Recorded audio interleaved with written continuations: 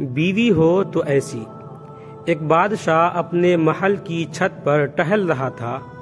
ٹہلتے ٹہلتے اس کی نظر محل کے نزدیک گھر کی چھت پر پڑی، جس پر ایک بہت خوبصورت عورت کپڑے سکھا رہی تھی۔ بادشاہ نے اپنے ایک باندی کو بلا کر پوچھا، کس کی بیوی ہے یہ؟ باندی نے کہا، بادشاہ سلامت، یہ آپ کے غلام فیروز کی بیوی ہے۔ بادشاہ نیچے اترا۔ بادشاہ پر اس عورت کے حسن و جمال کا سحر سا چھا گیا تھا۔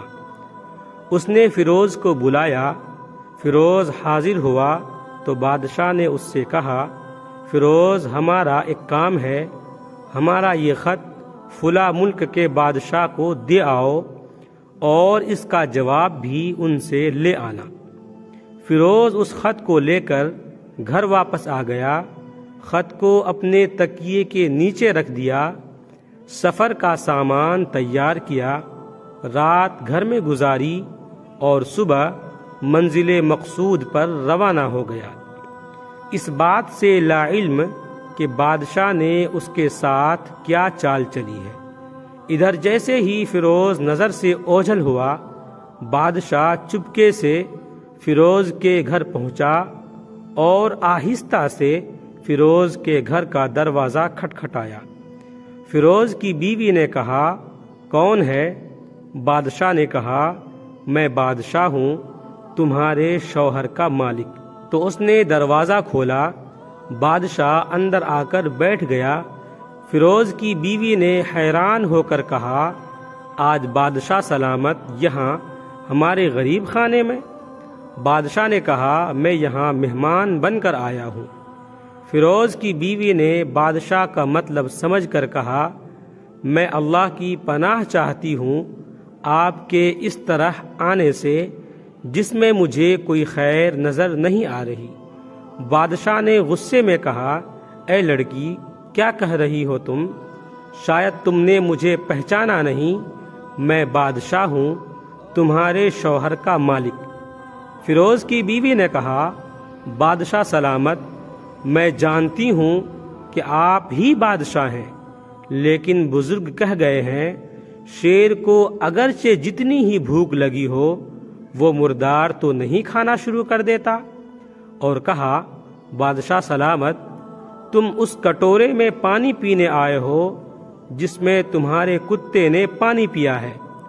بادشاہ اس عورت کی باتوں سے بڑا شرمسار ہوا اور اس کو چھوڑ کر واپس چلا گیا، لیکن اپنے چپل وہیں بھول گیا۔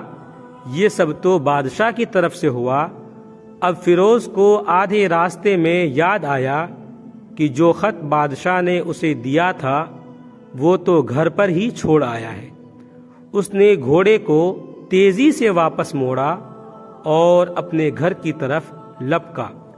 فیروز اپنے گھر پہنچا تو تکیے کے نیچے سے خط نکالتے وقت اس کی نظر پلنگ کے نیچے پڑے بادشاہ کے نالین یعنی چپل پر پڑی، جو وہ جلدی میں بھول گیا تھا۔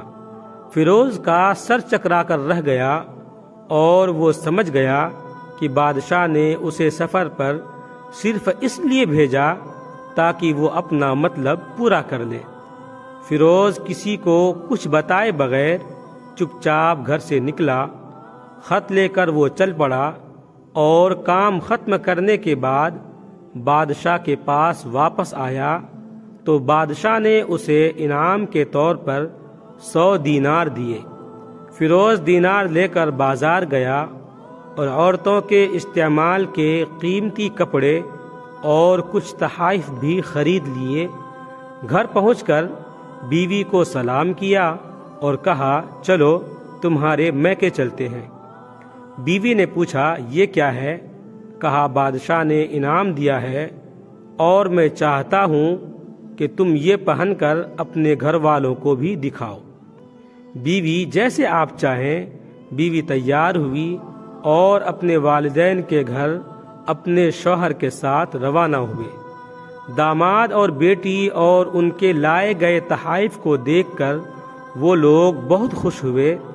فیروز بیوی کو چھوڑ کر واپس آ گیا۔ 1 مہینہ گزرنے کے باوجود نہ بیوی کا پوچھا اور نہ اس کو واپس بلایا۔ پھر کچھ دن بعد اس کے سالے اس سے ملنے آئے اور ان سے کہا، آپ ہمیں اپنی بہن سے غصے اور ناراضگی کی وجہ بتائیں یا پھر ہم آپ کو قاضی کے سامنے پیش کریں گے۔ تو اس نے کہا، اگر تم چاہو تو کر لو، لیکن میرے ذمے اس کا ایسا کوئی حق باقی نہیں جو میں نے ادا نہ کیا ہو۔ وہ لوگ اپنا کیس قاضی کے پاس لے گئے تو قاضی نے فیروز کو بلایا۔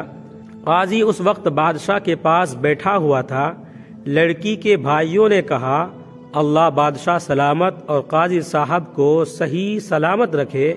قاضی صاحب، ہم نے ایک سرسبز باغ، درخت پھلوں سے بھرے ہوئے اور ساتھ میں میٹھے پانی کا کنواں اس شخص کے حوالے میں دیا تھا۔ اس شخص نے ہمارا باغ اجاڑ دیا، سارے پھل کھا لیے، درخت کاٹ لیے اور کنویں کو خراب کر کے بند کر دیا۔ قاضی فیروز کی طرف متوجہ ہو کر پوچھا، ہاں تو لڑکے، تم کیا کہتے ہو اس بارے میں؟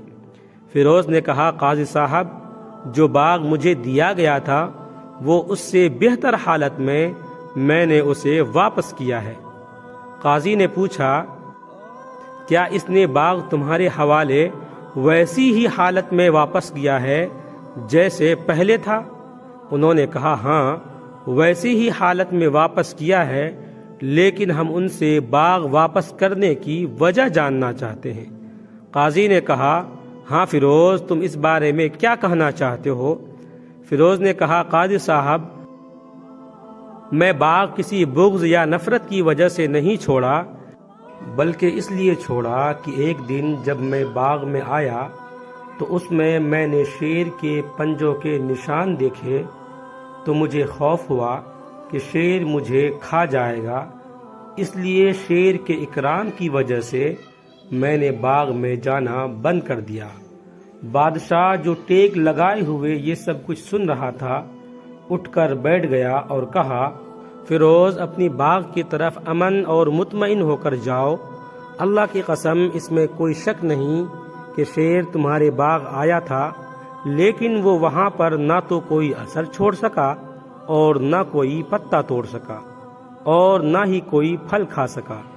وہ وہاں پر تھوڑی دیر رہا اور مایوس ہو کر لوٹ گیا، اور خدا کی قسم، میں نے کبھی تمہارے جیسے باغ کے گرد لگے مضبوط دیواریں نہیں دیکھی۔